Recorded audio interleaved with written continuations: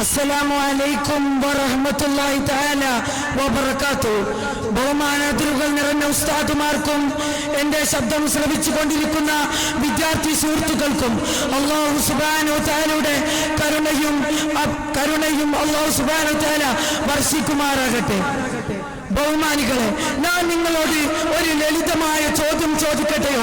നമ്മുടെ ശരീരത്തിന് ഹാനികരമായ, നമ്മുടെ ശരീരത്തിന് ദോഷകരമായ വിഷപദാർത്ഥങ്ങൾ അടങ്ങിയ ഭക്ഷണം നാം കഴിക്കുമോ? ഇല്ല, ഒരിക്കലുമില്ല. എന്നാൽ നമ്മുടെ മനസ്സിനും ആത്മാവിനും ഹാനികരമാകുന്ന വിവരങ്ങൾ ഓരോ ദിവസവും നാം എത്രത്തോളമാണ് ഭക്ഷിക്കുന്നത്? രാവിലെ എണീറ്റത് മുതൽ സോഷ്യൽ മീഡിയയിലൂടെയും വാർത്താ ചാനലുകളിലൂടെയും നാം കണ്ടു തീർക്കുന്ന വിവരങ്ങൾ, വാർത്തകൾ എത്രത്തോളം ആരോഗ്യകരമാണ്? ഇവിടെയാണ് തകർന്നടിയുന്ന മാധ്യമധർമ്മം എന്നുള്ള വിഷയം ഏറെ ഉചിതമാകുന്നത്. ബഹുമാനികളെ, ഇന്ന് നാം കാണുന്ന മാധ്യമധർമ്മങ്ങളിൽപ്പെട്ട ഏറ്റവും അപകടകരമായ ഒരു പ്രവണതയാണ് വ്യക്തിഹത്യ അഥവാ തേജോവാദം. ഒരാളുടെ സ്വകാര്യതയിലേക്ക് ഒളിഞ്ഞു നോക്കി അയാളെ കുറിച്ച് ഊഹാപോഹങ്ങൾ മെനഞ്ഞ് അദ്ദേഹത്തെ സമൂഹത്തിൽ തരം താഴ്ത്തുന്ന ഒരു രീതി, ഒരാളുടെ വേദനയിലും തകർച്ചയിലും സന്തോഷം കണ്ടെത്തുന്ന ഒരു സമൂഹത്തെയാണ് അവർ പഠിച്ചെടുക്കാൻ ശ്രമിക്കുന്നത്.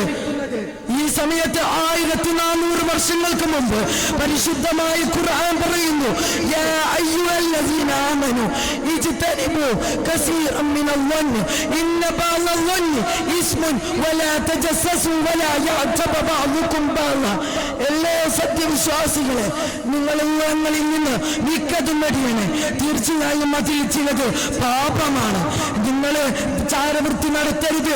നിങ്ങൾ ചിലരെ പറ്റി ഒരിക്കലും കുറ്റം പറയരുതെന്ന് പരിശുദ്ധമായ ഖുർആൻ പറയുമ്പോൾ ഇതിൽ ഇന്ന് കാണുന്ന ഓൺലൈൻ ജീവിതം എല്ലാം ഉൾപ്പെടുന്നതാണ്. ഒരു രാഷ്ട്രത്തിന്റെ കാര്യം എടുത്തു നോക്കിയാലും അവിടെ മാധ്യമധർമ്മം എന്നുള്ളത് ആ ഒരു രാജ്യത്തിന്റെ അച്ചുതണ്ടാണ്. ഉദാഹരണത്തിന് ഇന്ത്യൻ ജനാധിപത്യ രാജ്യത്തിന്റെ മൂല്യബിന്ദു എന്ന് പറയുന്നത് മാധ്യമമാണ്. മാധ്യമം ധാർമ്മികമായാൽ ജനങ്ങൾ ഉത്ബുദ്ധരാകും. ജനങ്ങൾ ഉത്ബുദ്ധരായാൽ ഈ രാജ്യം അത് കണ്ട് അഭിമാനിക്കും. പക്ഷേ ഇന്ന് നാം കാണുന്ന മാധ്യമം എന്നുള്ളത് ഗോദി മീഡിയ മോദിയെ പറ്റി പറയുന്നത് പോലെ അത്തരത്തിലുള്ള ഓരോ ശത്രുക്കളുടെയും കൈകളിലാണ്. മോദി ഇന്ന് പലതും അൽ ജസീറയും BBC-യും ആകേണ്ട മാധ്യമങ്ങളാണ് ഇന്ന് രാജ്യത്തിന്റെ ആവശ്യങ്ങൾക്ക്, അവിടുത്തെ പാർട്ടിയുടെ ആവശ്യങ്ങൾക്ക് വേണ്ടി അവരെ പറ്റി പറയുന്ന മാധ്യമമായി മാറുന്നത്. ഇന്ന് നാം പലതും കാണാതെ തന്നെ അവർ ഓരോരുത്തരെയും കുറിച്ച് വേണ്ടാത്തരമാണ് പറയുന്നത്. അല്ലാഹു സുബ്ഹാനഹു വ തആല സത്യം അറിഞ്ഞ് മനസ്സിലാക്കി ജീവിക്കാൻ ഭാഗ്യം തരുമാറാകട്ടെ. ഇത്രയും പറഞ്ഞുകൊണ്ട് ഞാൻ അവസാനിപ്പിക്കുന്നു. അൽഹംദുലില്ലാഹി റബ്ബിൽ ആലമീൻ. അസ്സലാമു അലൈക്കും വറഹ്മത്തുള്ളാഹി തആല വബറകാതുഹു.